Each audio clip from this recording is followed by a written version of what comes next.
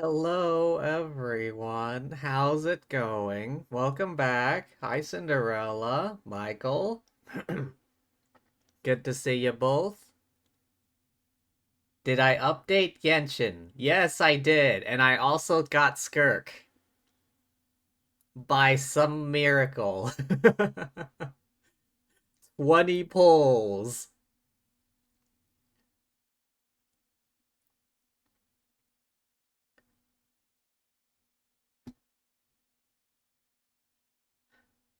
But yeah, I saw you also got Skirk. Congratulations to you as well. Oh, can't wait to play through her character story later this week. And by later this week, I mean this weekend. There's no way I'm gonna have enough time on a weekday. At any rate. Oh, and of course, hydrate. Early pity works for majority of people except me.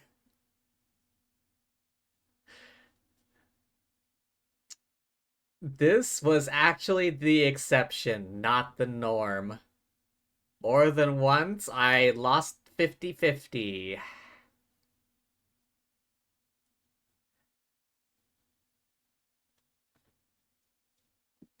Alright, back to the hydration. I have some gamer subs. As per usual.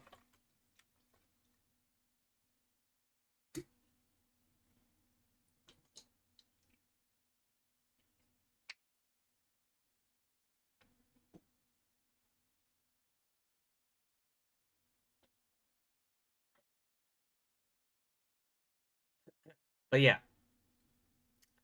It's been a while since I've watched these videos, my god. The closed and quote-unquote terrible history of Disney's Armageddon attraction. From when the Walt Disney Studios park opened at Disney Paris in 2002, it never met expectations. It was often called the worst Disney theme park in the world. The tiny, ugly-looking park was filled with very few rides, and what was there was mostly attractions that could be found in other parks. But, well, let's be honest, worst versions. The worst backlot tour, the worst rock and roller coaster. Don't know what any of this is? These videos basically go over, like, oh, new content for you.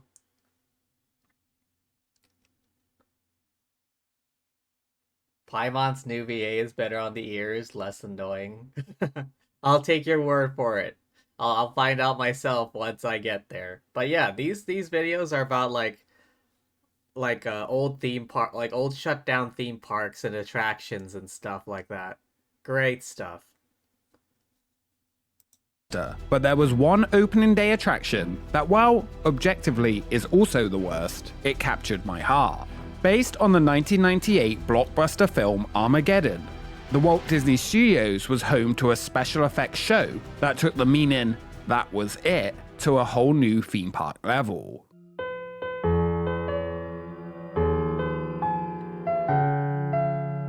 I could stay awake just to see you special effects in forever, but in 2019, Armageddon, the effects spectacular, closed its eyes and fell asleep forever. And if you're anything like me, we miss you, baby, because even when I dream of you, the sweetest dream would never do, and I will always miss you, and I am glad I got to experience you and didn't miss a thing. Sadly, we couldn't stay in that moment of being blown away by meteor crashing special effects forever, but every moment I spent looking at the history of this attraction will be a moment I treasure.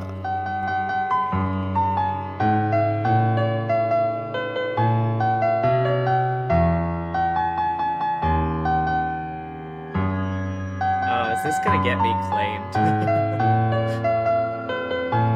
To experiencing exactly what the actors did.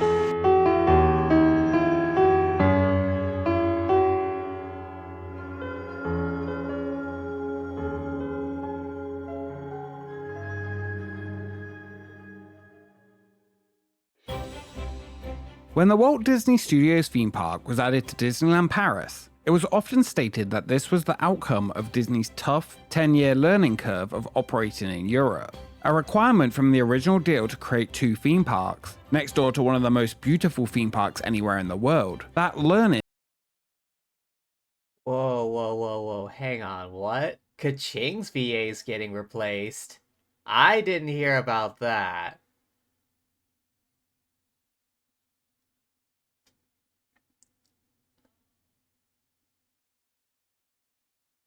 That's new to me.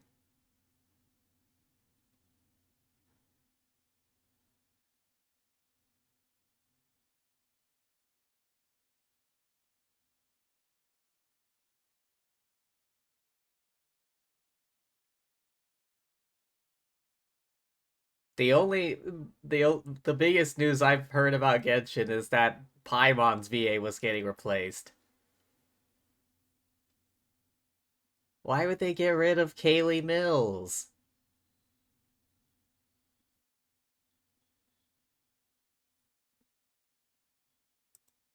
Would open a no-frills underwear on the outside park that put the backstage of the theme park firmly on show, aiming to show visitors how the magic was made, rather than immerse them in it.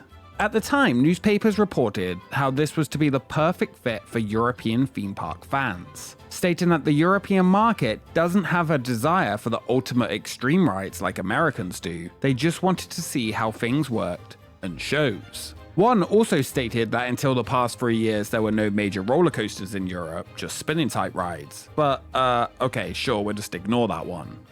This studio's tram tour is fun, but I can't stop thinking about Rock and Roller Coaster. Did Aladdin say anything to you? Well, just that it was the best. Yeah. Well, I guess Aladdin knows everything. Oh. For Walt Disney Studios, Jay Rizzullo, Disney's CEO of Paris operations, stated they had chosen the theme of cinema because it was a very powerful concept in Europe, and film has very deep European roots, not only in the terms of technology and in artistry, but in terms of emotions. They said, like Americans, Europeans can really be reached and touched through the integration of film, and they plan to use that in a theme park. Like all Disney parks, they wanted the destination to tell a story, and in this case, the story is how films were made. Camera. Moteur. Saturn. Action. For one of the new 10-ish new attractions at the brand new Disney park, they would choose a movie that had deep European roots, that would understand the emotions of every person of Europe and connect them to that powerful connection of film. And that film would be Michael Bay's Armageddon. What's your contingency Wait, plan? what? Contingency plan? Your backup plan. You gotta have some kind of backup plan, right? No, we don't have a backup plan. A film deeply connected to every person of Paris, as in the film, Paris is literally obliterated by a section of meteor and wiped off the Earth forever. I haven't seen that movie in so long. A film so American that basically highlights that anything in Europe is irrelevant as long as the United States ends up okay, because of course, they will be going up to save the day. Perfect, exactly what the French people wanted. In 1996, Disney Studios chief Joe Roth wanted to use the title for a movie Armageddon, before even having a story to go with it, and secured the rights to the name by trading two Disney titles, Father's Day and Conspiracy Theory, to producer Joel Silver, controller of the registered title Armageddon. They assembled a team to create the film, and Jerry Bruckheimer, who produced Con Air and The Rock, was the obvious choice. And before anything had even been set for what the film would be, a release date was set for July 1st, 1998. Disney insisted before release it will be one of the two big blockbusters of the summer, with the other expected to be Godzilla. They knew that it would be a big hit with young men, and they wanted to bring in an even bigger audience, so began promoting the romantic subplot involving Ben Affleck and Liv Tyler as the main marketing point of the movie. Animal cracker, anyone? The romance scenes in this movie are just, I can't even explain. But Armageddon was being promoted as the greatest date movie ever. The movie is about how an oil driller and his buddies train to become astronauts in a week and go into space and drill a hole in a meteor and blow it up from the inside so it doesn't hit Earth and the whole planet is saved. Well, except Paris. Only one guy could get that job done. That was the guy who drilled everything that couldn't be drilled. I've been drilling holes in the earth for 30 years, and I have never missed a depth that I have aimed for. But you don't need to know any of that because none of it is relevant to the attraction at all. The action movie Armageddon was released on July 1st, 1998 to a mixed response on the Touchstone Pictures label. Often compared to Deep Impact, which they basically stole, and had come out just a few months before, nothing would stop the movie's success. Commercially, it was a huge hit, grossing $553 million worldwide, and would become the highest grossing film of 1998.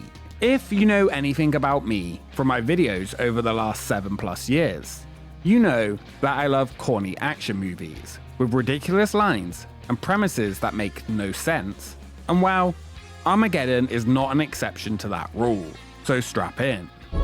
We're just in the beginning part of space. We haven't even gotten to outer space yet. When it came to planning the Walt Disney Studios in the late 90s, a big blockbuster hit was exactly what they needed for a special effects show, similar to Twister at Universal Studios Florida. By the time the attraction would open, Armageddon was a 4-year-old movie. Within the Armageddon special effects attraction, we've been able to recreate a very tightly confined space station, just as we saw in the Armageddon movie.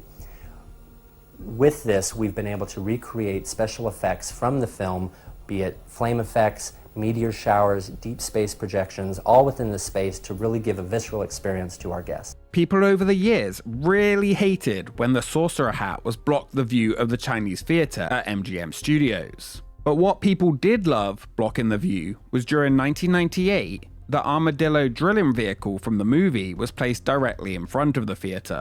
During the movie's hype, people loved being able to take pictures of the giant vehicle during the special promotion, and props were added to the Studio Tram tour. During 1998, there was also a making of Armageddon experience in the Lights Camera Action Theater.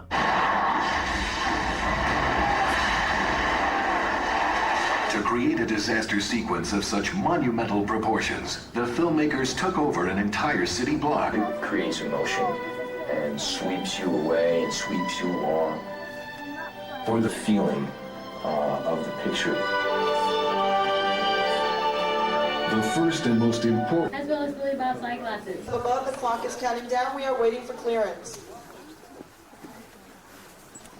With that success, Disney began to think of ways to make a permanent Armageddon experience at the parks. Ce qui est très nouveau sur Armageddon, c'est la façon dont nous avons composé et chorégraphié tous les effets spéciaux. The attraction was brought to life by Thierry Coup, who would later go on to be the lead of the Wizarding World of Harry Potter at Universal. Armageddon was originally said to also be built in the Hollywoodland area of California Adventure, though this version would never happen, and the area would later become home to Who Wants to Be a Millionaire Play It. Armageddon, the special effects show, opened with the Walt Disney Studios Park on March 16, 2002. Sat outside was that very same armadillo drilling vehicle that had once been on display at MGM Studios. After arriving at Studio 7, a very unthemed looking soundstage with posters of the movie's actors, your experience begins. Up to 200 guests could experience the attraction at a time, entering one of the 2 pre-show rooms. The whole experience took around 20 to 25 minutes, giving quite a low capacity attraction that often in the early years led to long lines. While the main show was only 5 minutes long, the pre-show was nearly 15. Effets spéciaux. Je m'appelle Peggy et je fais partie de l'équipe des effets spéciaux. It began by a cast member welcoming you to the special effects stage. This long spiel had to be memorized by cast, and none of them were entertainment teams, just ride attraction hosts. The cast members could become the most memorable part of the whole experience, either for being really good and getting the crowd to interact, or in later years, mostly sometimes just not caring at all. The pre-show spiel was fully in French, but it did have subtitles in multiple different languages adjacent to the main pre-show screen, which you had to stare at, not the opening video, so it was not very easy to understand what was going on if you didn't speak French. Sketches and models of various space station vehicles and props from the movies were on display in this room. In a move right out of Universal Studios, those inside would be cast as budding actors. And this wasn't just any movie scene that you would be filming, this would be a special effects extravaganza. I can't tell you how many times I did this show before I actually even realized what was going on. If you haven't seen the movie for a while, it's a little weird that you don't really see like a big meteor hitting Earth or anything like that, just a small space station. After you're welcomed, a video would display some great moments in special effects history from over the years. Originally, before the History of Special Effects video, select audience members were chosen to perform acting on a small stage, with green screen effects. Those chosen had to awkwardly pretend they were skiing, fighting Godzilla, or doing ballet, as a somewhat bored crowd watched it on the screen above. One thing Europeans definitely love to do is get in front of a crowd of people and act silly. Perfect. After the video of the History of Special Effects, one of the stars from the movie appears. No, not Bruce Willis, but a heavily dubbed Michael Clarke Duncan. Salut, je suis Michael Clarke Duncan, une des vedettes d'Armageddon. Vous savez, généralement, une explosion de cette importance peut blesser quelqu'un. Mais regardez-moi ça. Pas une égratignure. As Disneyland Paris over the years has switched to offering more English, the pre-show was later switched to the original audio with subtitles. Not a scratch. Thanks to the magic of special effects, that is. Can I get a little fresh air, please? I should have seen that one coming. Here on the special effects stage, you have to be ready for anything. Let's never forget heavily dubbed Michael Clarke Duncan explaining to us in French how we are going to experience exactly what they did on the film. Au beau milieu de l'action, et dans un film comme Armageddon, ça peut se montrer très excitant, tout en étant terrifiant à la fois. Mais vous n'êtes pas obligé de me croire sur parole, ils sont prêts à vous recevoir sur le plateau. Je vais m'en tenir là pour aujourd'hui. Mais vous, allez-y, vous n'avez rien à craindre, je vous assure. Il n'y a absolument rien à craindre, pas vrai, les gars? After the video, guests got to do a little more acting scared, bracing themselves for impact, things like that, before heading into the main experience. The Russian space station from the movie awaited. The one in the beginning part of space. Don't think you are ever going to go into outer space on this one. The set has incredible detail, and it has no defined standing area. Rather than make a big open room for effects, they decided to go with a tight, almost confusing space reminiscent of the real space station. The free roaming, circular room allowed each visit to be different, as you could see things happening around you in different locations. It also put you right inside the special effects, rather than watching them from a distance. Just like in the movie also, the Russian Space Center was not long for this world, as the meteor impact was coming. Scan station for interior damage.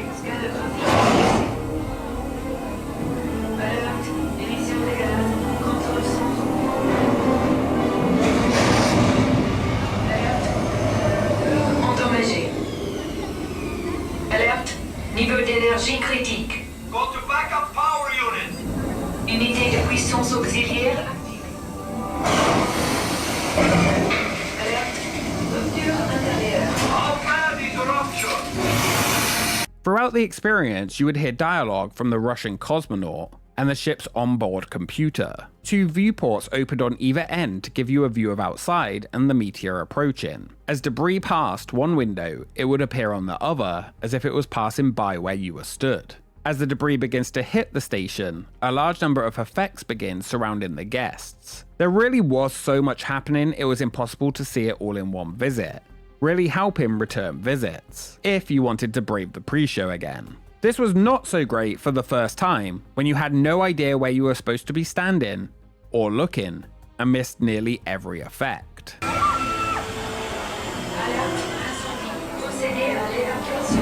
on my way to escape capsule.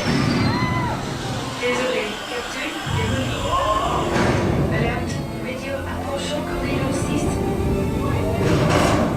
Alerte, module scientifique approchant corridor 6. Will it hit? Probabilité de collision 100%.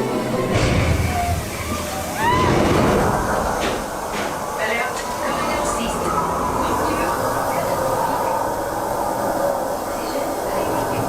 Go to call to get emergency. Yes.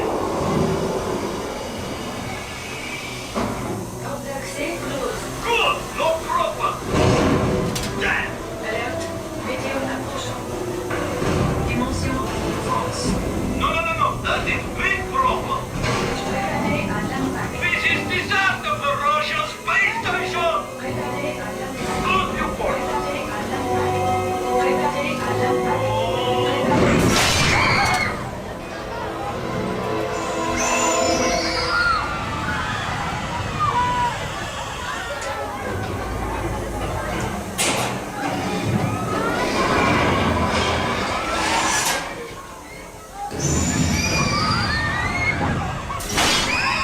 The directional audio in the experience was intense. The lighting was pretty incredible. Fire, smoke, electricity sparked, gas through the floor and falling ceilings. This really was a special effects extravaganza. Every direction you looked, something different was happening. Normally, it was in the opposite direction to the way I was actually looking, but here, it was incredible. As the floor drops at the end, visitors no longer had to act like they were scared. It actually could be quite scary. And Disney began warning children this may not be for them. After cut was called, that was your Armageddon experience complete. After you exited the show, a giant wind fan effect was outside to give one final special effect. It was also perfect for a hot summer day. See the Earth on one side and we're supposed to be in rotation, Earth rotation, in orbit. Hi, my name's Paul. I'm the special effects lead for Armageddon, the Amazing Effects Show. I'm functioning as special effects lead in the attraction and also acting as the technical director for the show.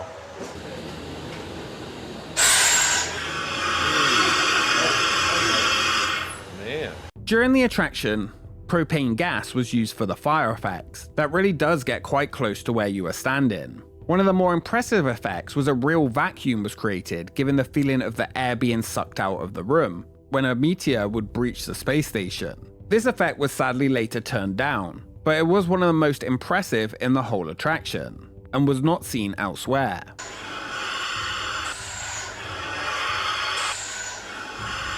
The rehearsal of the effects begins about 2 years ago. We go over the script with the creative director, the creator of the show, Thierry. We go through each individual element as it pertains to the story. And we start playing with different types of technologies to come up with the looks for each of those elements. The biggest technical challenge for me personally was the suction. Oh, you going to a con on Friday. Sounds fun.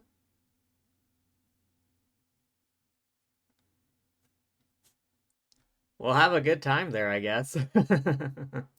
Wind effect. We have a sequence in the show where the space station gets broken by a big meteor that hits it. And we all know that in space, we've got a vacuum. So any air that's in the space station has to be sucked out of the space station. How did we do that? Well, we actually did it. We actually pull a vacuum on the room. It's a gigantic tech. You're gonna meet Michaela Jo. No way. What? Damn. Man, I should get out more, but I'm always working. And yeah, I'm just always working. I don't got the time. I gotta make that money, bro.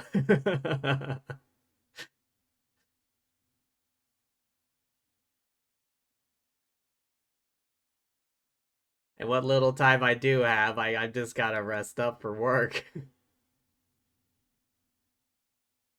You don't like going outside, Cinderella? I don't mind going outside as long as it's on my terms. Like I don't want to go outside because someone told me to. I want to go outside because I feel like it. You'll get lawyers to contact my boss to give me more days off. Thanks, I appreciate it. God knows how many Saturdays I've worked. Technical feat that we've accomplished. And then the fire effect. Now earlier, I said that the movie Armageddon opened to mixed reviews. To remain consistent, the Armageddon special effects show did exactly the same. Some reported the incredible special effects in every direction, the interactive fun pre-show, and getting to experience the movie come to life. Others? Well, not so great. A boring pre-show that wastes time. Small tiny effects you miss if you look in the wrong direction, and it was way too scary for kids. Compared to Backdraft and Twister, or even attractions you could find with lower budgets at PortAventura, this was something that wasn't really up to the Disney standard. One of the main problems was, for what it was, it should be like a minor attraction, a filler one at a theme park. In that case, it could come across pretty good. Walt Disney Studios, though, just hardly had anything else to do, elevating it to a main ride level rather than a filler ride. It was billed as an e-ticket park attraction, when in reality it was just a short, simple special effects demo with a pre-show that was 3 times as long as the actual experience. Regardless, Armageddon was open, and people were visiting it because, I mean, what else were you going to do at 2002 Walt Disney Studios? What was considered an e-ticket experience in opening year slowly became just a smaller part of a place that was now finally getting some good attractions. Eventually, after the park began to expand and they started losing a little less money, more additions were added such as Tower of Terror. And Armageddon took a back seat and became somewhat of a filler attraction you would do just when you had time. Like so many movie-based theme parks, the Walt Disney Studios would eventually start moving away from behind-the-scenes movie-making attractions, the original idea for the whole park. For years and years, people could not believe that Armageddon still existed, and many expected it to close at any moment. As more and more special effects shows began to close throughout the world of theme parks, Armageddon, the small, disjointed one at Walt Disney Studios, time would come.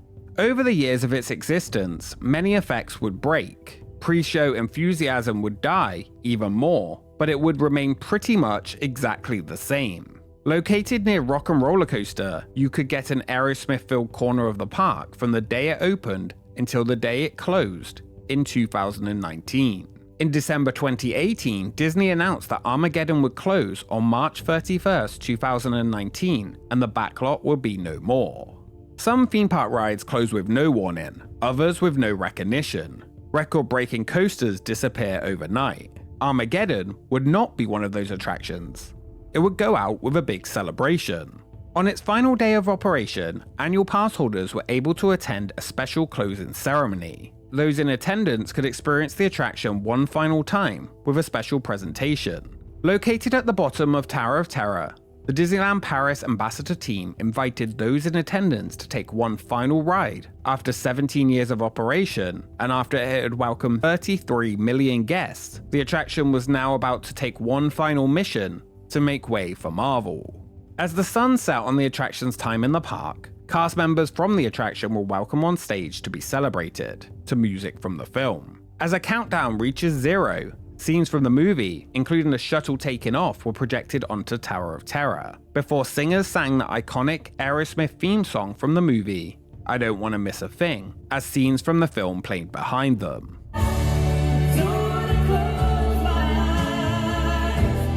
this gonna get me claimed? Quite a fitting send-off for an attraction that many people did not love. On exit from the experience, those in attendance were given a special gift, a piece of lava stone. Come on, don't tell me you're not getting emotional seeing that farewell.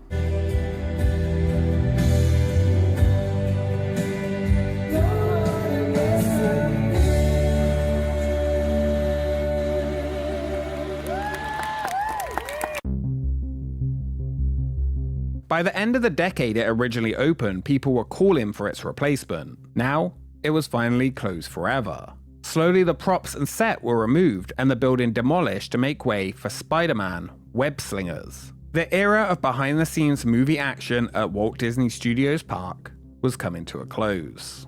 Avengers Campus opened in the location, replacing the backlot in 2022. It continued the opening day tradition of the park, of being the worst version of the Avengers Campus to open. Armageddon really sums up the creation of Walt Disney Studios. A tiny and ugly attraction building, a queue with very little theming, a long and often boring pre-show that many guests disliked and deemed it wasn't worth the time, and an attraction that has some good moments, but is too little too late. This was a Universal Studios ride, made by Disney, yet would feel more at home in a small regional park. An attraction just like the park that was billed as so much more than you got. Special effects shows at smaller parks already existed that offered more, on a cheaper budget. Half the time its guests thought that the attraction was the pre-show, leading up to more and ended up asking, was that it? Many would not wait through the long pre-show to see the pretty cool special effects part. To be honest, Walt Disney Studios in Paris could be a whole expedition by itself, and it is only finally now, slowly, it is beginning to transform into a better theme park worthy of the Disney name. Now, saying all that, I have a special place in my heart for behind-the-scenes movie attractions. I don't care how good or bad they are. Standing on a set and seeing stunts or special effects and someone telling me in dubbed French about how important it is will always do something to my heart. I can in no good conscience say any single one of them was bad. I have nostalgia not only for the movies they were based on, but the whole experience of being a pretend actor or going behind the scenes to see how a movie was made. Bonus points as well if they emphasize how dangerous it was for the actors, and then in that regard, how dangerous it was going to be for me about to enter, and Armageddon is no exception. I miss those attractions, and they will never take my animal actors or my horror makeup show away from me. I will chain myself to the doors. I've lost too many already. Anyway. The Armageddon attraction will often be one that is forgotten, but for 17 years you could pretend you're an extra on the set of the film, while randomly looking around to try and see what was happening. As studio parks continue to move away from the behind-the-scenes aspect, I hope that one day in the future we once again can have attractions that were based on movies that don't necessarily need a whole land or a fully immersive experience to exist. There is still space in theme parks for me for fun, weird, standalone rides that take you behind the scenes. An experience that for a few decades we had so many different versions to choose from that I will always continue to treasure.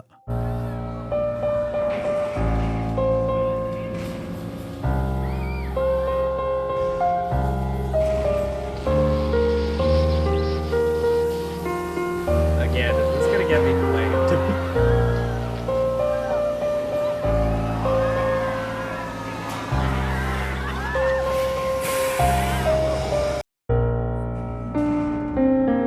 Is that the rest of the video?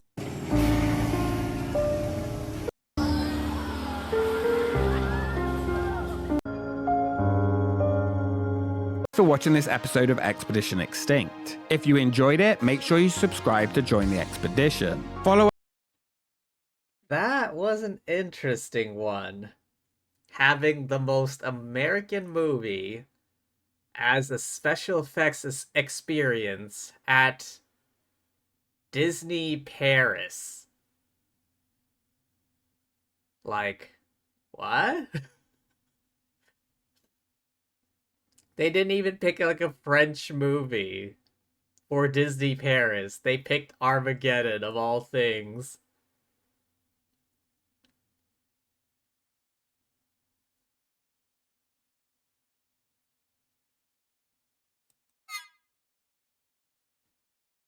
Wow. I'm befuddled by the business decisions these people make. The abandoned Warner Brothers Jungle Theme Park. In the early 70s, Warner Brothers Jungle Habitat opened as the largest drive-through safari park in the United States. Home of Bugs Bunny and exotic animals, the park welcomed millions of people during the short 4 years it operated, before being closed and abandoned forever. In the years since, stories of roaming wild animals, the ghosts of animals who were abandoned there, and worse, have plagued the woods of New Jersey, where for nearly 50 years, the remnants of the park can still be discovered today.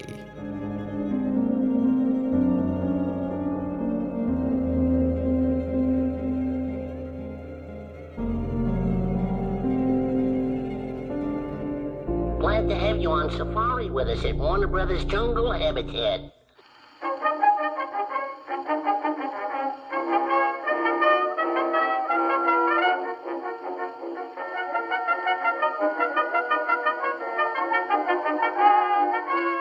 This is England, and we're looking at the Marquis of Bath's latest idea to keep the visitors flocking to see the sights at his stately home of Longleat. In 1966, the first safari park opened outside of Africa, at Longleat House in England. The concept of taking your own vehicle through animal enclosures was incredibly popular, and after the success of Longleat, places all over the world were looking to open safari parks of their own. Longleat had been the idea of Jimmy Chipperfield, co-director of the Chipperfield Circus. Oh yeah, Spaceballs 2. I heard about that. Wait, Scary Movie 6? Wait, there's another Scary Movie coming out? I feel like this is a time for, like, movie revivals. Spaceballs 2, Scary Movie 6, what was it? Final Destination that came out. Like, why all of a sudden are all these movies coming back? What did they, are they playing off of the nostalgia factor or something? After the success of Longleat, he would begin to expand with more safari parks all over the world. It would be another from the Chipperfield family, Jimmy's brother, who would bring the safari park to the United States. A year after Longleat opened, the first South Drive-Through Safari Park would open in the USA. Lion Country Safari opened near West Palm Beach, Florida, created by a South African lawyer, Harry Schuster, and Richard Chipperfield, who stated that this idea was created from the sensational success of the Lions of Longleat, which had seen 10-mile-long queues to get in during opening year. The park originally only focused on lions, but over the years would expand to include other animals. The $3.3 million park, which was often touted as the first cageless zoo in the USA, was a big success. And the company began to expand with further Lion Country safaris throughout different states. It wouldn't be long though until competition began to rise. In 1969, African Lion Safari would open in Port Clinton, with help from Richard Chipperfield. This would be owned by a new company called Animal Management Services, operated by President Brian Hunt. Previously, the team had worked together to create World of Animals near Dallas, before forming their own safari park division. AMS was also a subsidiary of the International Animal Exchange, a company founded by Brian Hunt in 1960 to help zoos with their need for the relocation of exotic animals, and they had helped nearly every safari park with their animals. AMS was created to be their company to develop and operate more drive-through preserves. After African Safari, the company would also operate a walk-through wildlife exhibit in Providence, Rhode Island. By the early 70s, safari parks were becoming all the rage, with every one more profitable than the last. Lion Country Safari would eventually expand to 5 parks throughout the USA. Animal Management Services was now looking to expand their safari offerings quickly. In December 1971, secret plans by Animal Management Services were announced that they would build the biggest drive-thru in the world, located in West Milford, New Jersey. Expected to cost $10 million and use 450 acres of the 1,000 acres that they owned, with the rest being held for future expansions. It was said that up to 2,000 exotic animals and birds would be arriving in New Jersey by April the following year, ready for a planned June 15th opening. Not only would the plans be to build a safari park, but also later to expand to include hotel resorts, amusement parks, and golfing areas. Less than a month after the announcement of the country's new largest safari park, it was then announced in January 1972 that AMS's new park would bear the Warner Brothers name. Brian Hunt of AMS said that the Licensing Corps of America had arranged an agreement where Animal Management Services of New Jersey would license the use of the Warner Brothers name, along with the use of the famous Looney Tunes characters for the new park. Brian Hunt stated that Warner Brothers is among the most distinguished names in the entertainment industry, and they felt that their name would add greatly to jungle habitat.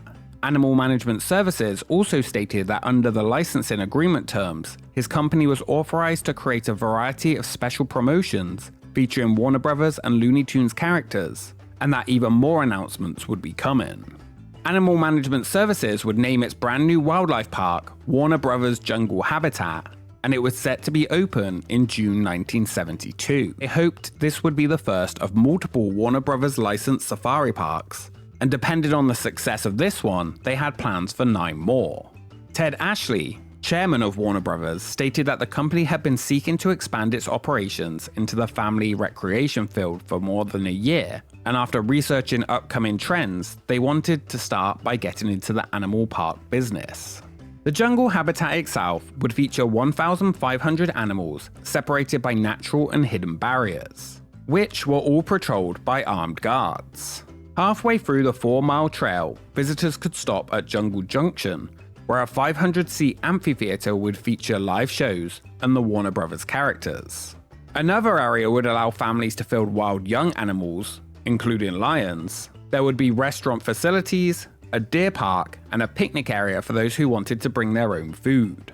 Visitors could also purchase art and souvenirs from Africa in the shop, see African dance shows, porpoise shows, or ride an elephant or camel. The park would be open originally from 9 a.m. to... You know, I've done that once. I've had an I was riding on an elephant. It was in Nam, yeah. During one of my visits to Vietnam, I rode on the back of an elephant. I don't have too much memory of it. I only did it once, but I do remember doing it.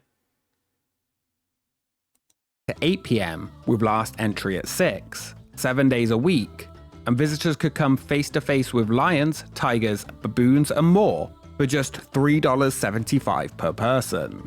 This was later changed to one price per car. about to begin a most unusual adventure, a unique safari, one that will take you from the wild of Africa across the European continent to Asia, and then across the polar ice cap to the Western Hemisphere. As you drive along the miles of Safari Trail, you'll be in another world, a world in which distance and time are compressed into one unforgettable experience. And in all the world, this experience can only happen here. Here at Warner Brothers Jungle Habitat. Keep your windows Warner closed. Brothers Jungle Habitat was set to open on June 15th, but was then delayed to July 1st, and right before opening delayed again to July 15th, when it finally opened.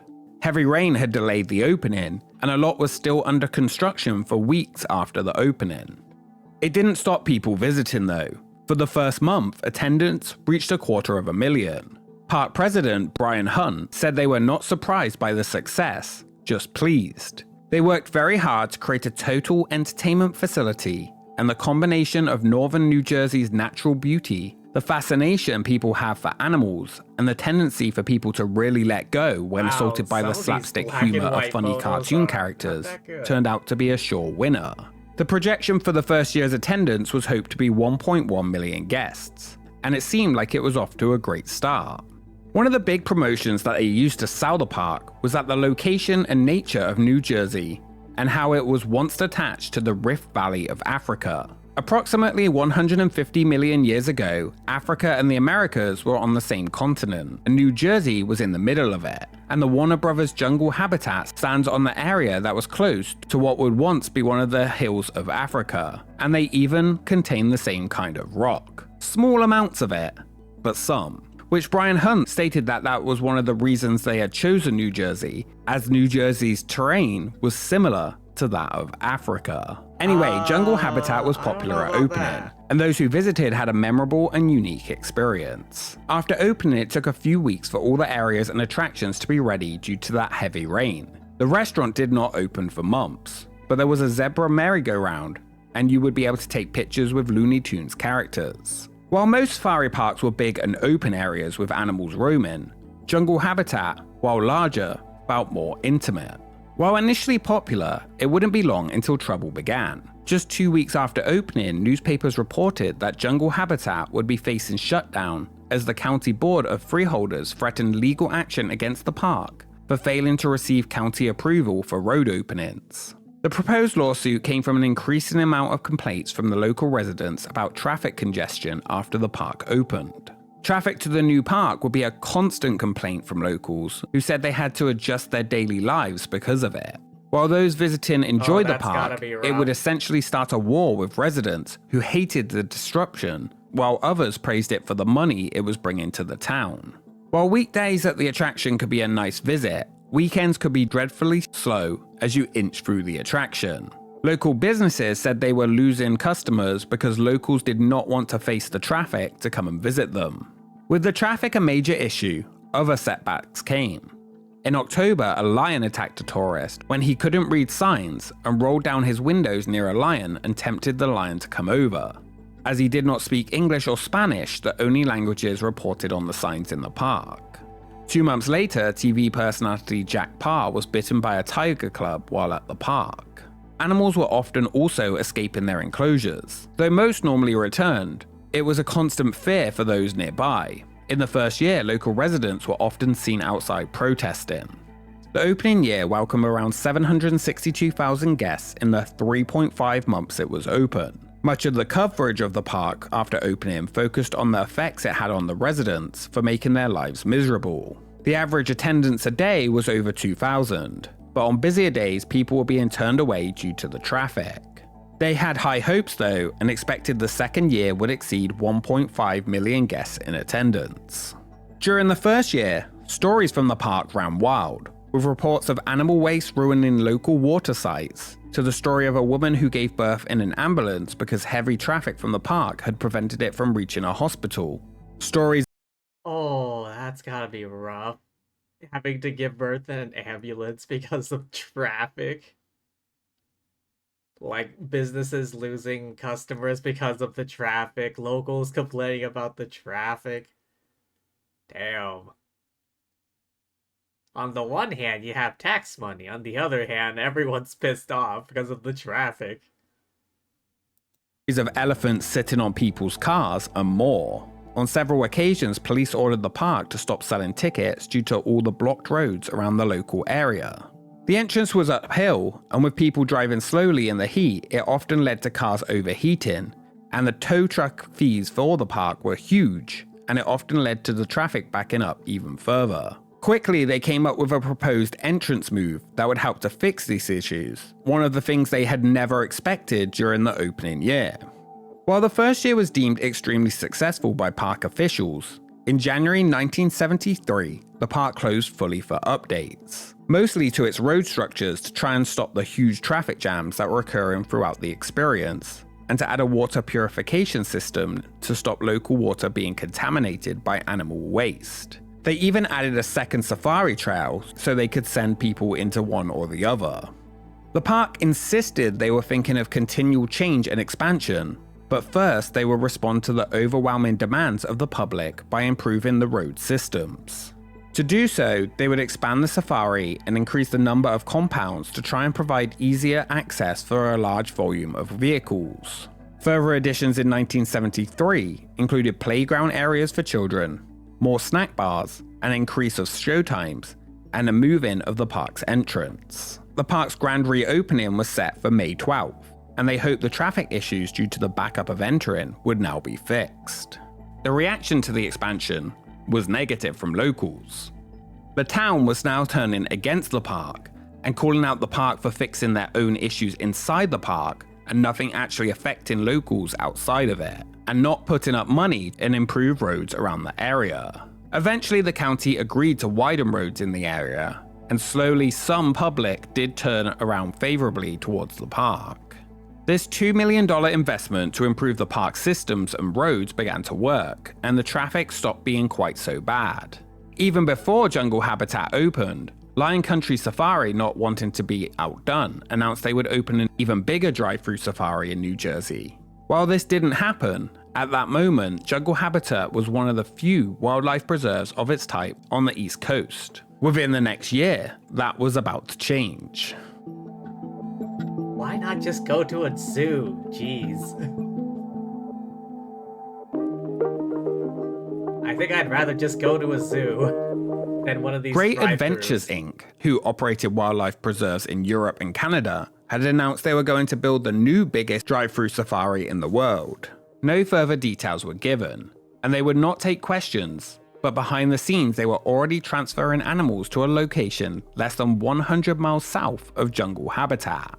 Not only would the new location feature a giant drive-through safari, but also a giant amusement section called the Enchanted Forest that would feature real rides, with estimates for the project reported to cost $20 million, double that of Jungle Habitat.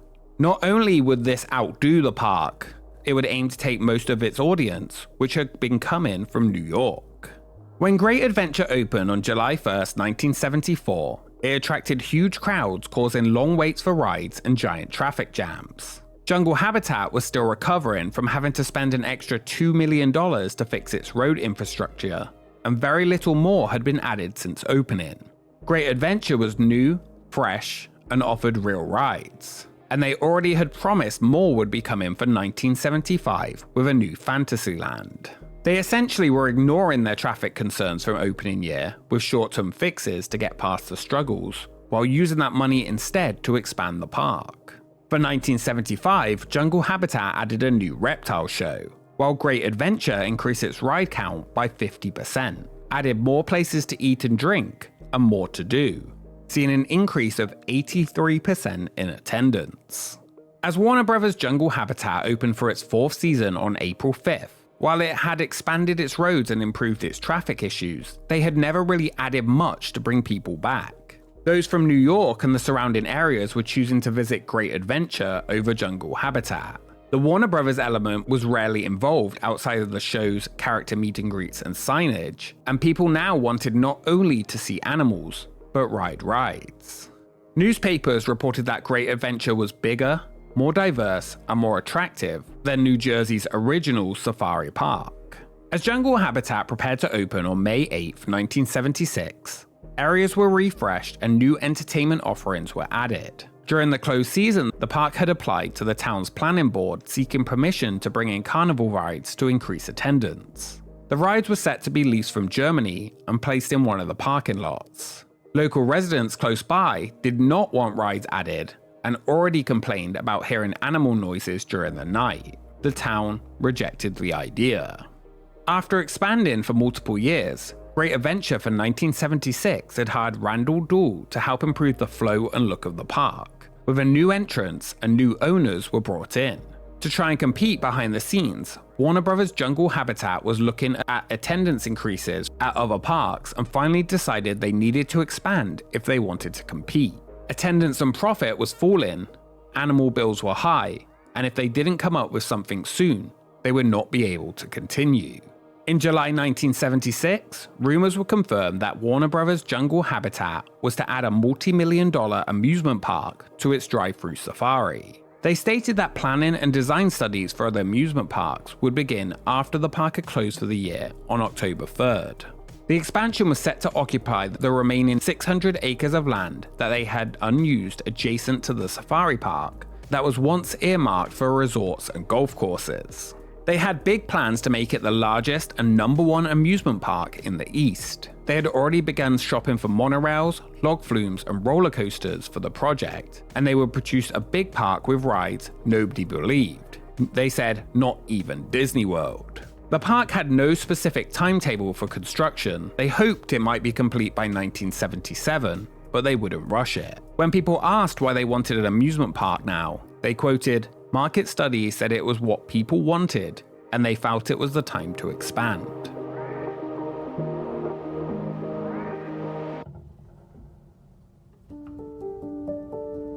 That's all, folks. After 4 years, on October 30th, 1976, after the park was closed for the season, and people were excited to see the amusement park addition plans, Warner Bros. Jungle Habitat General Manager Richard Needleman sent a letter to the town informing them that Jungle Habitat would be closed forever. The town's second largest taxpayer and the largest seasonal employer would be no more. That expansion of a theme park would never come. The owners had decided that a wildlife preserve by itself was not profitable in this part of the country in current times. Safari parks alone were not enough to bring people back once they had seen the animals. There were many that would blame the town for its closure. The same town that fought them every step of the way. The closure would be effective immediately, and it would never reopen. Despite the closure, the owners would retain the land, but there was no word on what the plan was to do with it. While the rumors and confirmation from the park's expansion never came to be, township officials insisted they never saw any formal plans for such an expansion. Rumors had been seen that the park was selling off its animals during close season, but nobody deemed this unusual as they often sold and rebought animals while the park was closed year to year. Behind the scenes, while no formal plans had been submitted, the reaction to expanding the park with an amusement park was mostly negative from the town. Officials feared the return of the traffic from opening year, and others worried it would attract undesirables. With its finances in trouble, and the opposition to their potential plans already causing a stir, the park had decided the best option was to just close, and the town would lose its nearly $400,000 a year property tax the park brought in, and one of its biggest employers. After the closure, more came out about the issues the park was facing. The residents of Holmes protested vigorously, first expansion proposed, and town officials then demanded the right to approve of each ride individually instead of all of them at once. The applications for the rides was then withdrawn before any final action was taken. Warner Bros. Had stated that West Milford had already placed a lot of restrictions on the products that they wanted to build, and they called it the opposite of the great relationship between Jackson and Great Adventure, which was booming with expansion after expansion, even after a tough start. The application for the rides were then withdrawn before any final action was taken. Since opening in 1972, 6 million people had visited Warner Bros. Jungle Habitat and seen its 1,500 animals. The attendance numbers in the final season were less than 500,000 and continued to decline. There was talk from the mayor that he believed Warner Bros. Had spent a lot of money on the park, and they would not just pack up and leave the town and would find a way to keep it open. By January 1977, Jungle Habitat was put on the market for $3.2 million. As for the animals, it was reported in February that Warner Communications had sold them all in one lump sum to the largest animal dealer in the United States. That buyer was International Animal Exchange, parent company of Animal Management Services, and its founder, Brian Hunt, the very same Brian Hunt who founded the park. After closing, the park sat abandoned. During early 1977, reporters from a newspaper discovered over 34 dead animal carcasses, some of which were said to be mutilated, left along the roads of the... What? Also, hydrate, I see that, but what?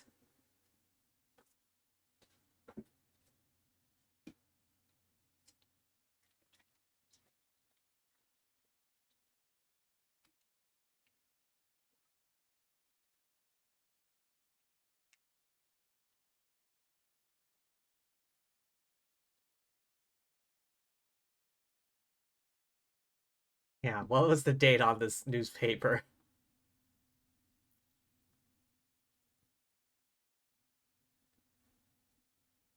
West Milford, New Jersey. Carcasses of dirty animals, including a full-grown elephant. Monday night at Jungle Habitat Zoo last October. Remains, some of them mutilated. Appears to have been on the grounds for up to 2 months. Discovered along the roads of the 450-acre preserve and the park's burial ground. The hell? Former wildlife park. An elephant with no head, dehorned rams, and worse, was found laying in the grounds of the park. At the time, there were around 300 animals remaining living at the park. The park manager of the closed park originally denied that there was any dead animals at the park, before later saying that animals had died of natural deaths from illness, old age, or fights, and had been cut open during autopsies performed on them after their deaths. He said these autopsies were performed on the rocky roadway and nearby wooded areas because heavy snows had prevented the removal of the animals to the park's burial grounds. There were conflicting reports at the time, and some said that some of the animals had not been sold, and this was the way the park were removing them cheaply. Many questioned the stories of these autopsies, saying it looked like someone had done some big game trophy hunting.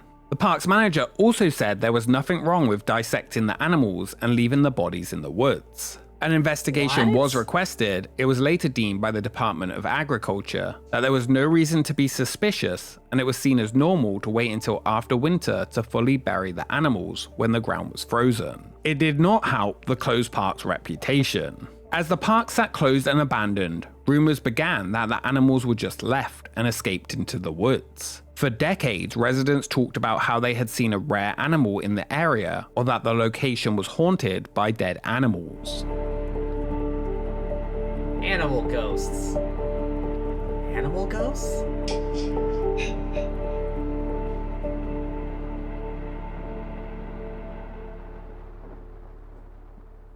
That's not exactly something you hear about all the time. None of which was really true. You hear about, like, you know, people ghosts, but animal ghosts? Like, can you imagine seeing, like, the ghost of a giraffe or something? You know, not this spooky, like, Victorian woman, but just a giraffe. Animal spirits are a thing? Well, I guess I haven't heard much about them. But I find that kind of funny, though. Instead of seeing the ghost of this old Victorian lady, you just see a giraffe. True, as eventually all the remaining animals were shipped out, but the tales of the wild animals left running through the woods exist even to this day. Nearly a year after closing, there were still no buyers for Jungle Habitat, even after its price was reduced. It was even offered to be sold to Great Adventure, who said why would they ever buy it and go into competition with themselves. The most promised by the town and hoped for use of the land was that it was once considered to become a training ground for the New York Cosmos soccer team and a Soccer Hall of Fame. Reports were still numerous, and more talked about the horrors of transporting these animals to their new parks, many of which would pass away on their way to their new home. There was conflicting reports of remaining animals at the site. One said only one elephant remained, another reported a few hundred animals. International Animal Exchange, who purchased the animals and sent the majority to other parks they operated, was reportedly the target of a federal probe into violations of the Animal Welfare Act. Sadly, animal safety and care was completely different and much more lax during the first decades of safari parks. These conflicting reports continued throughout the years following the park's closure. Whatever the truth was at the time, it was sad for the animals of jungle habitat. Eventually, a group of businessmen would purchase the park from Warner Communications. They said they had not yet decided what to do with the land. Eventually, they decided to build a series of amphitheaters to hold nightly outdoor performances and fine arts. The sale to the group of businessmen called Evergreen defaulted on its purchase. Instead, Eager Venture purchased the site to turn it into a campsite. These new owners were hit with a lawsuit from Evergreen, who said they had not defaulted and they actually owned the site. During this time, the park still sat abandoned, rotting away. The animals were gone, and everything was starting to be taken back by nature. Reporters repeatedly asked to come in and take pictures of the remains of the park, but each new owner refused it, saying they already had enough bad publicity from the dead animals. That creepy dead animal campground never came, and the land was sold to a new developer after new developer. Warner Brothers were often asked about the park and the site, and refused to comment, saying it was in the past and needed no further discussion. Rumors about the left behind animals that conflicted with news reports continued to be huge throughout the area. Whatever the truth, the closure of the wildlife park was extremely messy, was not good for any of the animals, and left a place that slowly began to rot away. For years, the park sat abandoned. Rumors, myths, and stories increasing year by year about how the animals had just been abandoned and could be seen roaming around. The state of New Jersey would eventually purchase the site, and it would remain a topic of discussion of what to do with it for years. Today, the park is publicly open and is one of the few abandoned theme places you can visit without being trespassed. Today it is occasionally used for special events, including the Autumn Lights Festival, and the area is now full of bike trails. Huh, what do you know? It's just like a state-owned park. Before you begin your safari, there are a few points to be remembered. The animals that populate this game preserve are wild. They can become dangerous. To assure a safe safari, you must keep your car windows rolled up. Warner Brothers Jungle Habitat was short-lived. It had a love-hate relationship with locals, but for those that visited, it left a lasting impression. While often considered Warner Brothers' first attempt at a tourist attraction, their full involvement is somewhat skeptical. What was originally announced as just a licensing deal, later called a full partnership, and at times full owners of the attraction, it didn't really matter to the many people enjoyed seeing the park's animals, taking pictures with Bugs Bunny and his friends, and seeing the shows. Its closure not only hurt the local economy, but those animals that had for a short time called it home. Today, nearly 50 years after it opened and closed, the remnants of Warner Brothers Jungle Habitat can still be found in the woods of West Milford, and those nearby still insist that wild lions, tigers, and more roam the area. Lions and tigers and bears, oh my.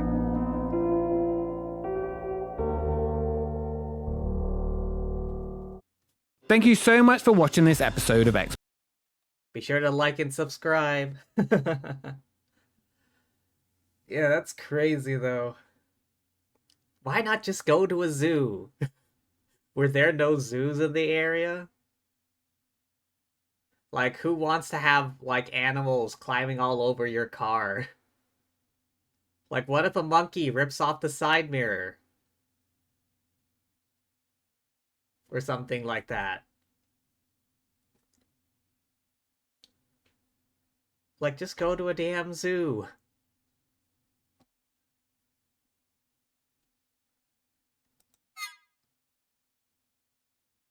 Okay, last one for today. The closed Doctor Who experience. An extinct Doctor Who ride, quote unquote.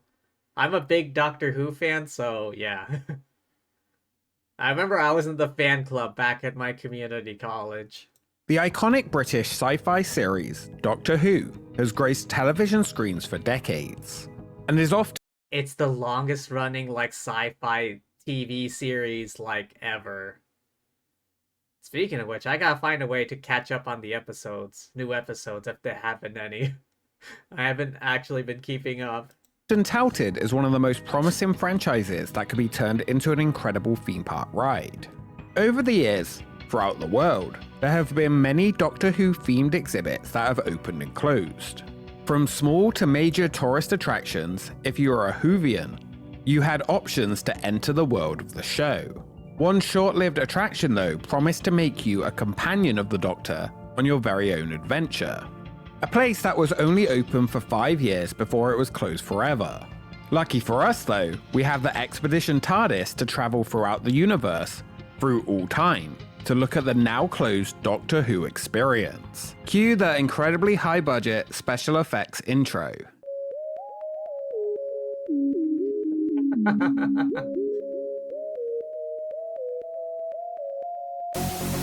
I can see the strings.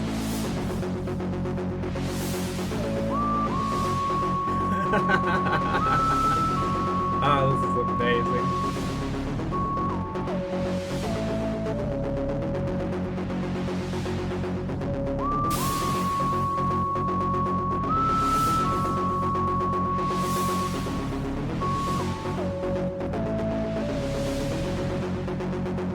Enjoy a new dimension of fun for the entire family at the Doctor Who Experience Cardiff.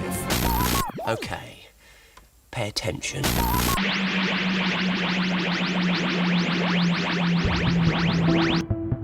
A field in England. Okay, first stop, let's not get out here. We don't want to start looking at the future right away, but it seems like some kind of London Paramount park with BBC rides like Doctor Who and Top Gear is in the works.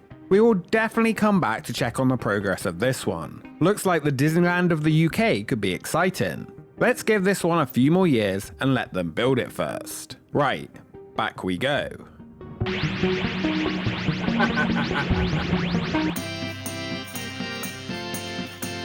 The United Kingdom in 1963 had just had one of the worst winters in decades. The Beatles were about to release their first album, Swindon Town still were not very good at football, and in the USA, President John F. Kennedy had been assassinated, which was dominating media coverage in the UK. The very next day after this assassination, BBC Television would broadcast a slightly delayed first episode of a brand new TV series called Doctor Who. While it was somewhat overshadowed by the world events, the first episode would be rebroadcast a week later, right before the second, and this would be when audience first really began to take notice. By the end of that year, with the introduction of the Daleks, Doctor Who was becoming a huge success. Everyone throughout the country was talking about it, mostly about how it was way too scary for kids, but it was must-watch TV all the same. Each episode followed the alien Time Lord, the Doctor, on an adventure through time and space, joined by multiple companions in the TARDIS, or Time and Relative Dimension in Space, a hybrid spaceship and time machine. Doctor Who, with the Doctor played by William Hartnell on the originally envisioned family TV show, would grow to be viewed by millions. The show would continue to air weekly and would become increasingly popular throughout the country. During the 1960s, the BBC began loaning out various props from the show to small exhibitions or fetes, giving people a chance to get up close with the Daleks and more, and this was insanely popular. There were mini tours of Dalek props that were made specifically just to tour around various cities, and people came out in droves to see it. The show, while popular, never again reached the heights of the introduction of the Daleks for some time, at points making its future uncertain. They are to be exterminated.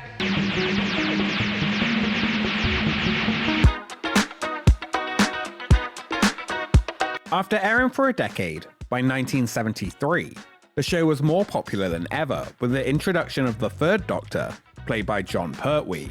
After the original Doctor William Hartnell's health was becoming poorer, the show devised a way to keep the Doctor character, but through regeneration having been reborn with a new actor, each given a new take on the role. It was here with the third Doctor that the show would switch to colour broadcasting. While Doctor Who was originally created to be a family educational show using the history of the past, it would be the science fiction stories that had become most popular, and the history episodes became less frequent. From the moment the show aired, people were asking where they could experience Doctor Who in real life. While a small taste was given with the loaning out of props in the 60s, it would be now, with its renewed popularity, that would be the time for the first permanent Doctor Who exhibitions. During 1972, the BBC had set up a special effects exhibition at the Science Museum in London, and part of that display would feature props and monsters from various BBC series, including Doctor Who. The Doctor Who section was incredibly popular, and while this exhibit only lasted 1 year, 300,000 people attended. The success of this caused the BBC to create a brand new department. The BBC's exhibitions department planned to make as much money as possible using already created props from its shows. One of the 300,000 who visited the Science Museum exhibition would be Lord Bath of the Longley Estate. Longley had been turned into a drive-through safari park in 1966 and was looking for ways to expand, and Lord Bath believed that a BBC special effects display would be the perfect addition to his growing park. Here, a display that was smaller than the original in London was set up in the former stable block behind the house. It would feature a selection of monsters and a small TARDIS control room. As with the London version, new Daleks were created for this version, as the screen used once was still being used for filming. Longleat's BBC special effects display opened during Easter 1973 and was again a huge success, with the Daleks and monsters being the most memorable experience.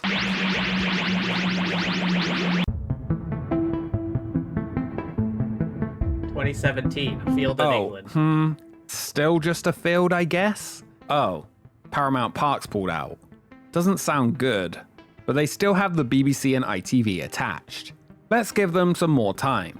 They said it will be complete by 2019, so let's check back again later. I'm sure it will definitely happen.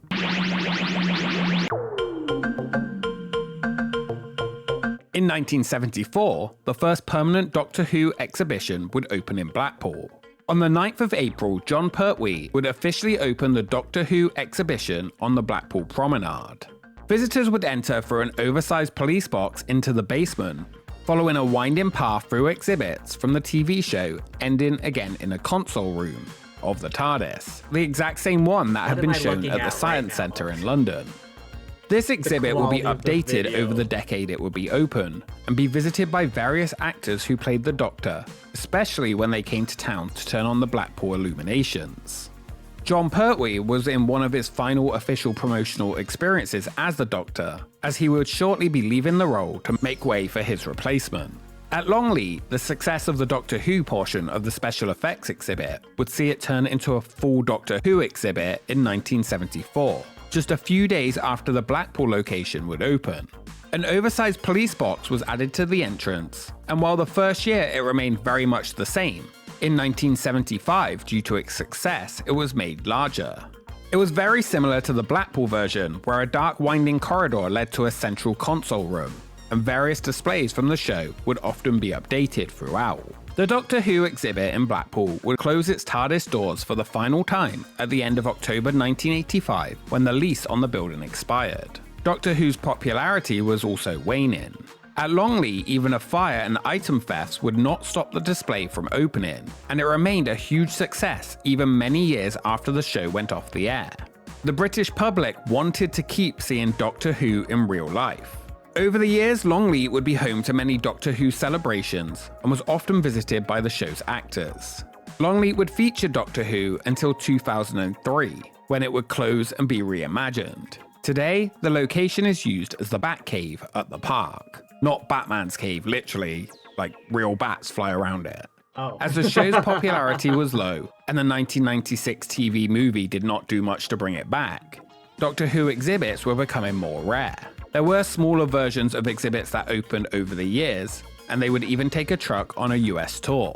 While we do have the Expedition TARDIS, and time is irrelevant right now for us, in reality, I just made all that up when writing this, and if I went through every single Doctor Who exhibit, we would all be as old as the Time Lord. So let's jump forward to the closest we have ever gotten to a real Doctor Who ride experience and attraction. Falling viewership, a lack of interest, and after 7 different actors would take on the role of Doctor Who, the show had been cancelled in 1989. The BBC, however, had promised that this would not be the end of Doctor Who forever. I think I saw it like once at a meeting of the Doctor Who Club back in college. I don't remember too much about it though, unfortunately. Okay, let's get back to the not made up, totally real Expedition TARDIS, as it was time for Doctor Who to come back to TV screens for the first time in years. But first, let's head back to our field.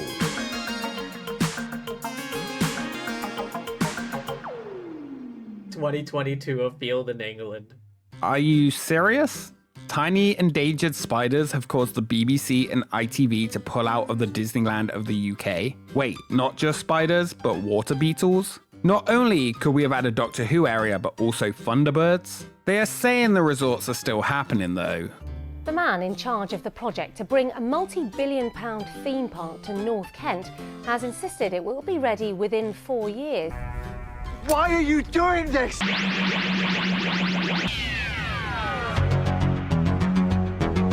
When Doctor Who relaunched onto British TVs in 2005, it instantly brought the sci-fi brand back to life. For the first time ever, a full experience taking you inside the show would be in production.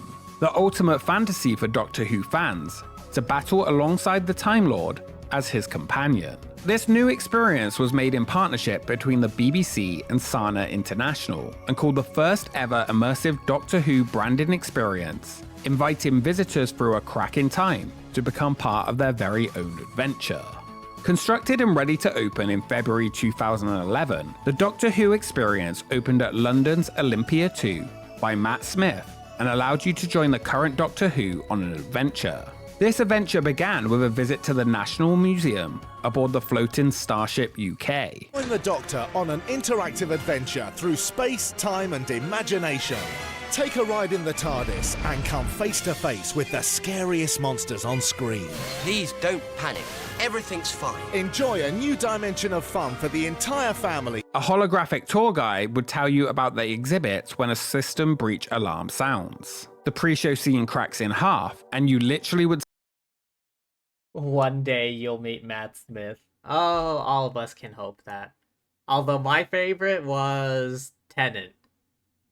Step into your own Doctor Who story.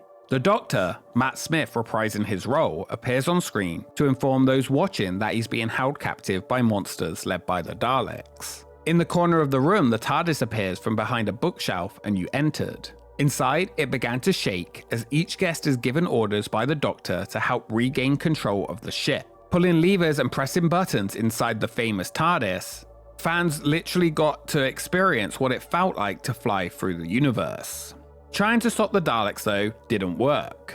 And you were captured and taken aboard their ship and told you were about to be exterminated. During the finale, wearing 3D glasses, some of the most iconic Doctor Who monsters would jump out of the screen at you as you battled to escape. Has managed to get you at the heart of an episode, I think. And just the environments that you go in and the way it's lit and the smoke and... you know, that's all the Doctor Who stuff. Yeah, but it's really good, man. I want to go on it again. While not a ride per se, it had all the immersive fun of a theme park attraction, as you felt like you were on an adventure with the Doctor. A real Doctor Who experience, and true to Doctor Who, it would be pretty scary for young kids. This whole experience, which was just the first part of your tour, took around 20 to 25 minutes to do, and then you would be able to freely explore the museum.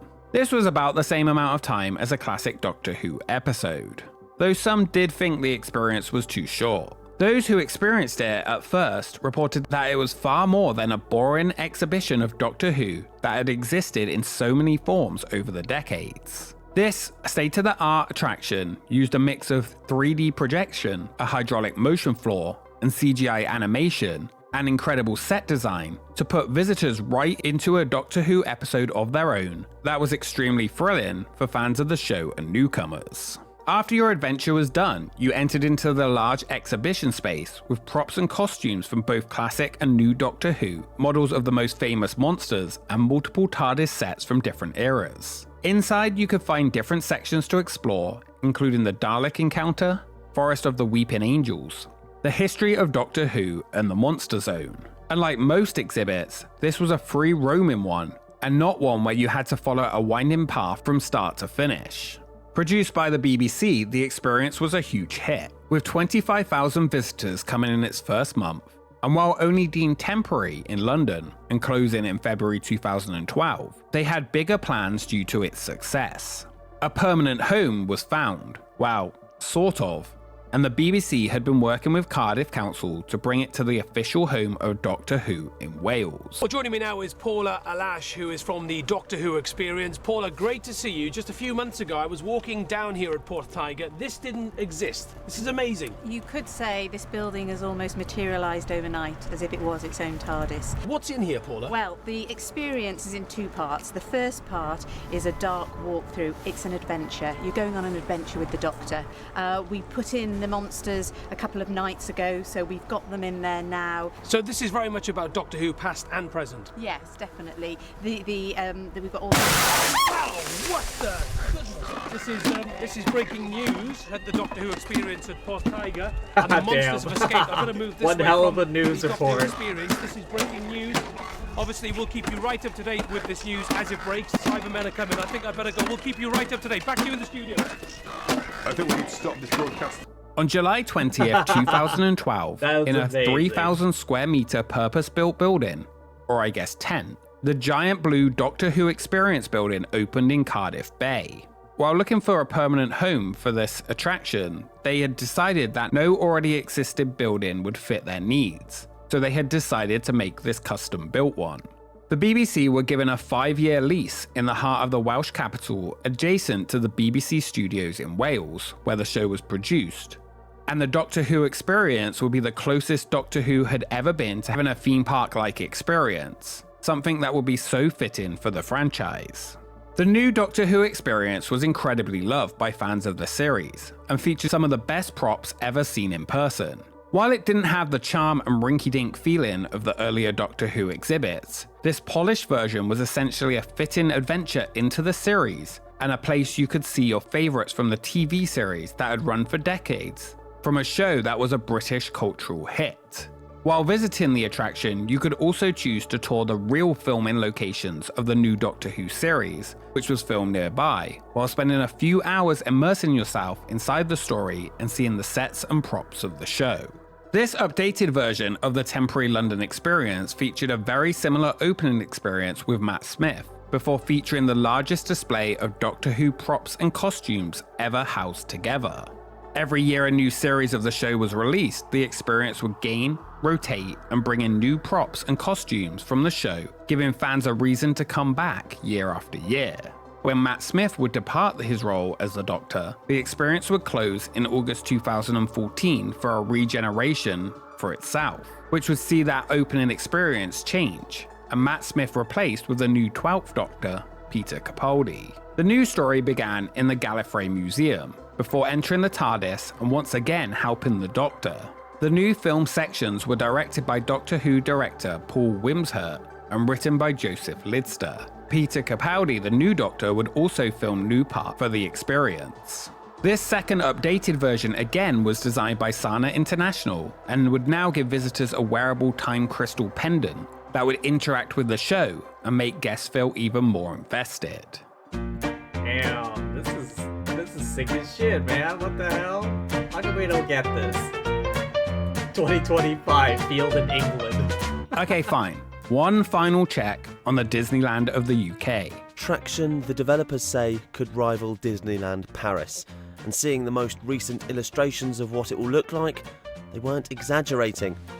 This model shows exactly where the park will be, and whilst it looks small here, the final product will be anything but. No, still just a field. The company has now gone into liquidation. Well, there goes that. Hey, at least we had the Expedition TARDIS and didn't have to wait for years and years with high hopes to find out if it would actually ever really happen. So, Anyone for dart jumps?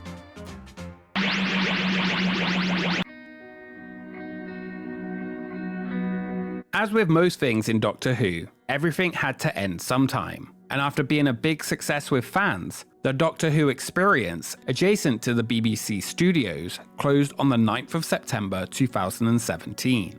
The date was announced well in advance, along with special celebrations leading up to it early in the year. The final weeks of the experience were regularly sold out daily, and people came from near and far to visit for one final time. A petition was made to try and prevent its closure and received 11,000 signatures, but it did little to save the attraction. The Cardiff Council stated that they owned the land and it was always meant to only be there on a temporary basis, and later they wanted to have the site redeveloped, hence the 5-year lease. After the closure, the props from within were put back into BBC storage and the building was sealed. The actual physical building the experience was constructed from was built by Cardiff City Council using money from the Welsh Government's Invest to Save fund and cost £2.4 million, and the plan was that it would be repaid using a percentage of ticket sales. After it closed, it was reported that ticket sales for the attraction were not sufficient for the council to recover its costs. The deal made was using ambitious projections for its visitor numbers, and the attraction never really reached those numbers, and had left a £1.1 million loss for the council that would still have to be covered. After it closed, the building just sat there empty for 2 years, occasionally used for special events. It wouldn't be until 2020, 3 years later, that the tent-like structure was removed, and just the foundations remained for even more years. The plan was to store the building until it would be planned to be rebuilt with new owners as the House of Sport, a football academy. The former building reopened in a new location housing training football pitches in September 2023. It was no longer blue. In June 2023, a new experience opened on the former Doctor Who site. Using the area of the foundation, Tiger Yard, a sort of outdoor seasonal food court, was built on the location, using shipping containers and picnic tables. The temporary fail use of the location would continue. Since its closure, plans for a new attraction based on Doctor Who in Cardiff has often been talked about by the City Council. At one point, one was even set to be based in Cardiff Castle. It never came. Fans of the show still come to the town to visit the filming locations seen on screen often, though now no official experience still exists. Many walk-in tours are offered, but nothing quite like the Doctor Who experience would ever come back. 5 years after the attraction closed, the Doctor Who Worlds of Wonder would be a new touring exhibit using some of these props and was created again by Sana International, the same design team that worked closely with the BBC to create the Doctor Who experience, with this new version travelling throughout the world. Again, it was a huge success, and while very much back to just an exhibit of props and creatures from the show, it was a huge hit with fans and proved there were still many who still wanted to enter the world of Doctor Who, even 60 years after the show had first aired. I don't want to go.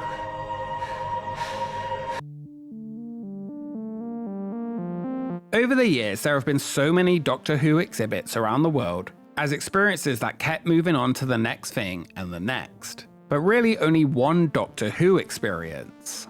In 2022, Disney purchased the international distribution rights to Doctor Who, and that was used to boost the budget for the often budget-strapped sci-fi show.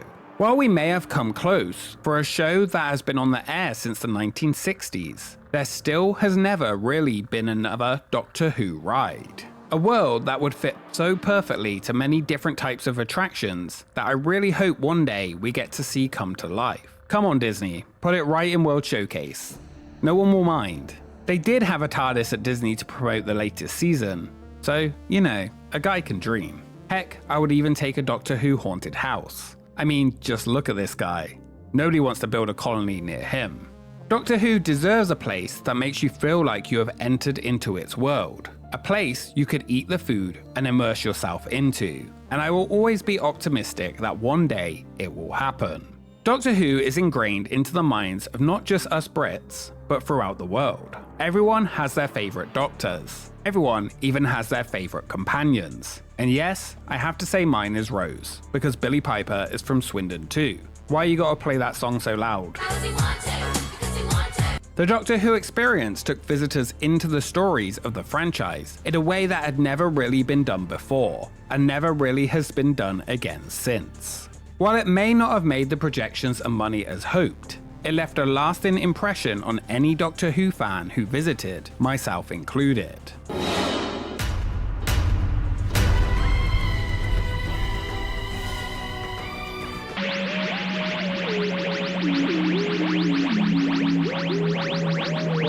A field in England.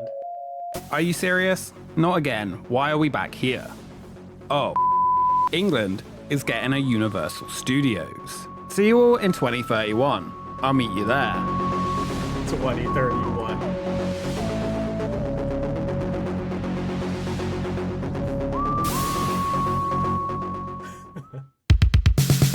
Thank you so much for watching this episode of Expedition Extinct. Be sure to like and subscribe. Man, that sucks. There's no, like, dedicated Doctor Who experience, you know, like, attraction. There's no permanent one. I mean, the show is popular. Why not? There could be money made. Why?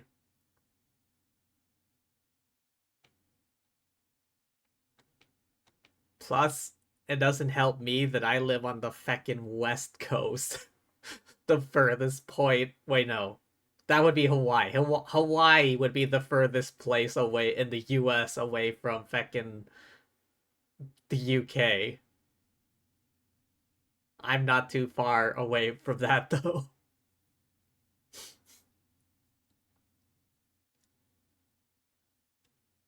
Ugh, I imagine getting... I wonder how much a ticket is to the UK. Considering you have to travel across the country and then across the Atlantic as well. Probably as much as a ticket to, like, somewhere in Asia. Darn. At any rate, though, that's gonna be all from me for today. Thank you, everyone, for stopping by. Hope y'all had fun. I know I did. But yeah, it was good coming back to this channel and, like, these types of videos. God, I missed them. Like, seriously, though. Disney Paris, and they chose to have an attraction based on Armageddon? Like, why? It's not even Disney. Who the hell produced that movie anyway? Hang on, let me look that up real quick. Armageddon, 98 film. Wikipedia. Oh yeah, directed by Michael Bay. Production companies: Touchstone, Bruckheimer, Valhalla. Distributed by Buena Vista Pictures Distribution, which is owned by Disney?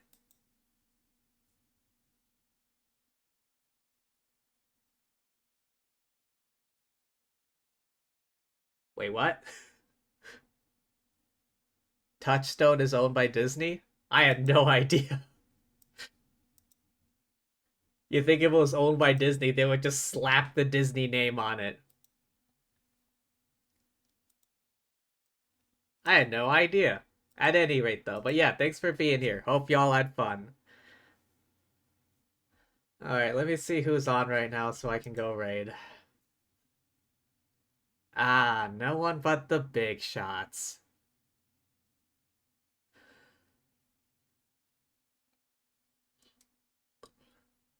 Oh, hey.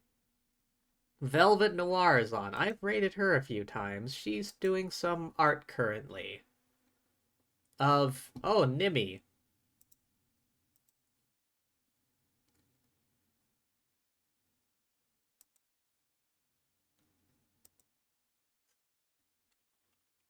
Let's see here.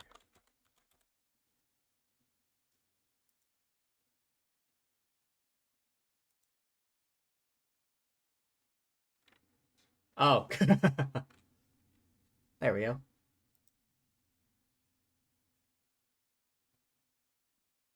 But yeah, thanks for being here. Remember to hydrate, rest up, eat tasty things, all that good jazz, and peace.